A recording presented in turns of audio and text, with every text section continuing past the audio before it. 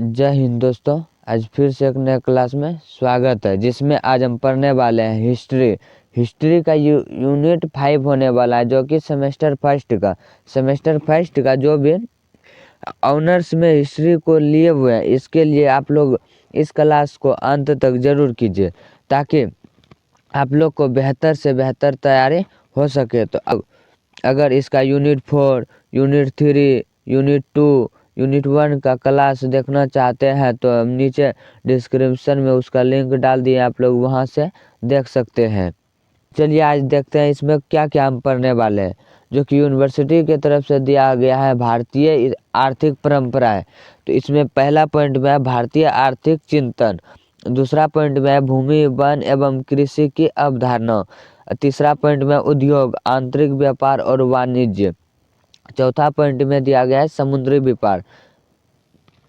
इसमें जो है सेमेस्टर फर्स्ट में जो दिया गया है कि यूनिवर्सिटी की तरफ से 5 यूनिट तक दिया गया है, जो कि 5, 4, 3, 2, 1 हम ऑलरेडी सभी का क्लास करा चुके हैं, जो कि आप लोग सभी का प्लेलिस्ट हम बना के चैनल पर रखा गया, आप लोग वहां से भी देख सकते हैं। अगर इसका आप लोग PDF नोट चाहते हैं तो मेरा डिस्क्रिप्शन में व्हाट्सएप नंबर और नीचे टेलीग्राम चैनल का लिंक दिया गया, आप लोग वहां से मंगा सकते हैं। तो चलिए अब क्लास को शुरू करते हैं।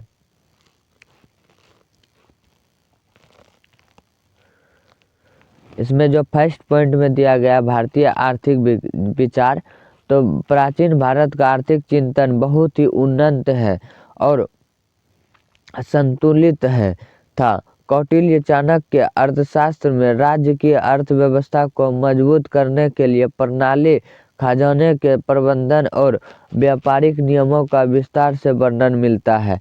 तो कौटिल्य चाणक्य के अर्थशास्त्र में राज्य की अर्थव्यवस्था को मजबूत करने के लिए कर प्रणाली और खजाने के प्रबंधन और व्यापारिक नियमों का विस्तार से वर्णन मिलता है। तो भारत में धन को अर्थ के रूप में जीवन के 4 पुरुषार्थ में से एक माना गया, जिसका अर्थ है कि धन का अर्जन पुण्य और मर्यादा के साथ होना चाहिए। यहाँ आप अपरिग्रह और दान की संस्कृति के, जहाँ धनी व्यक्ति अपनी संपत्ति का एक बड़ा हिस्सा समाज के कल्याण, कुएं खुदवाने, धर्मशाला बनवाने के लिए, शिक्षा के लिए दान देता था। यह होता है पुरुषार्थ का एक माना जाता था, जिसका अर्थ है कि धन और अर्जन पुण्य और मर्यादा के साथ होना चाहिए। धन का जो अर्जन होना चाहिए वो मर्यादा के साथ होना चाहिए। यह अपरिग्रह और दान की संस्कृति के रूप में किया जाए, जहाँ धनी व्यक्ति अपनी संपत्ति का एक बड़ा हिस्सा समाज के कल्याण के लिए क्या करते हैं, जैसे कुएं खुदवाना, जो कि वहाँ के जो भी निवासी लोग हैं उस कुएं से पानी लाना, धर्मशालाएं बनाना, जो कि वहाँ रहकर अपनी जिससे क्षमता नहीं है रहने की, वह जाके धर्मशालाएं में रह सके, वो होता है बड़े व्यक्तियों के काम। इसके बाद है इसमें भूमि वन और कृषि की अवधारणा। तो भारतीय अर्थव्यवस्था की रीढ़ हमेशा से कृषि रही है। जो भारतीय व्यवस्था की रीढ़ रही है वह हमेशा से क्या रही है, तो वह कृषि रही है।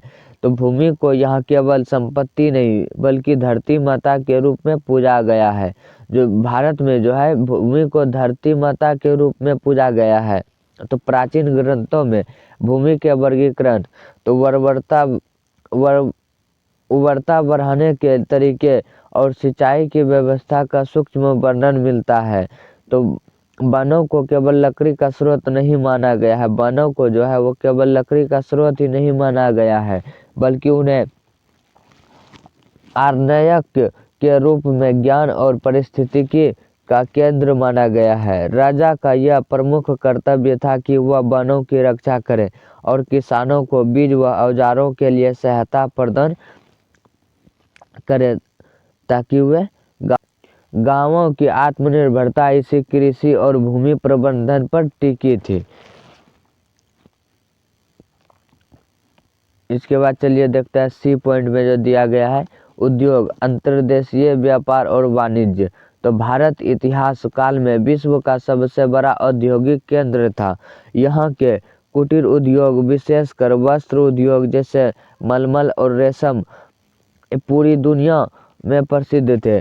जैसे विशेषकर जो वस्त्र उद्योग थे वो मलमल और रेशम की पूरी दुनिया में प्रसिद्ध थे। धातु कर्म, आभूषण निर्माण, हाथी दांत का काम और इत्र बनाने में कला में भारतीय कारीगरों का कोई मुकाबला नहीं था। तो व्यापार के लिए बड़े बड़े सार्वत्रिक व्यापारिक कारवां एक राज्य से दूसरे राज्य की यात्रा करते थे। श्रेणी या गिल्ड की व्यवस्था थी।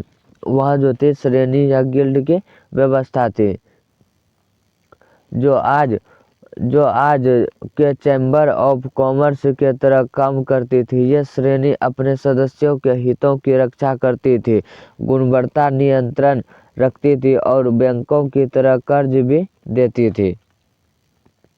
इसके बाद है समुद्री व्यापार। तो समुद्री व्यापार में है भारत की समुद्री सीमाएं और नौवहन का ज्ञान अद्भुत था। जो भारत में समुद्री सीमाएं थी और नौवहन का ज्ञान अद्भुत था। लोथल सिंधु घाटी सभ्यता के समय से ही भारत के पास दुनिया के सबसे उन्नत बंदरगाह और गोदी थे।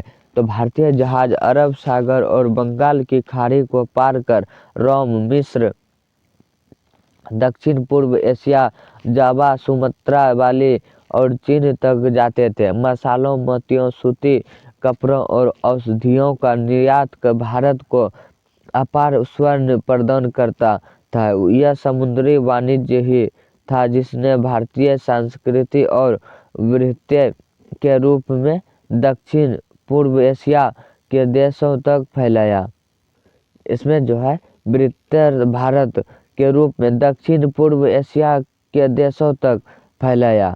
यह होता है समुद्री व्यापार, जो कि समुद्र के माध्यम से ही व्यापार करते थे, जो चीन तक जाते, बाली, समुद्रा, जावा, जो कि बंगाल की खाड़ी को पार कर रोम और मिस्र, दक्षिण पूर्व एशिया जैसे जावा, सुमात्रा, बाली और चीन तक जाते थे। वह मसालों की व्यापार करते, मोतियों की और सूती कपड़ों और औषधियों का निर्यात भारत को अपार स्वर्ण प्रदान करता था। यही था समुद्री वाणिज्य थी जिसने भारतीय सांस्कृतिक और विचारों को वृहत्तर भारत के रूप में दक्षिण पूर्व एशिया के देशों तक फैलाया। आई होप आप लोगों को क्लास पसंद आया होगा। अगर पसंद आया है तो अपने दोस्तों के साथ शेयर ज़रूर करें। और आप लोग अगर इसका यूनिट 4 और यूनिट 3, 2, 1 का क्लास देखना चाहते हैं तो नीचे हम डिस्क्रिप्शन में लिंक डाल दिए हैं और इसका प्लेलिस्ट भी बना दिए हैं ताकि आप लोग को देखने में बहुत ही हेल्पफुल मदद हो।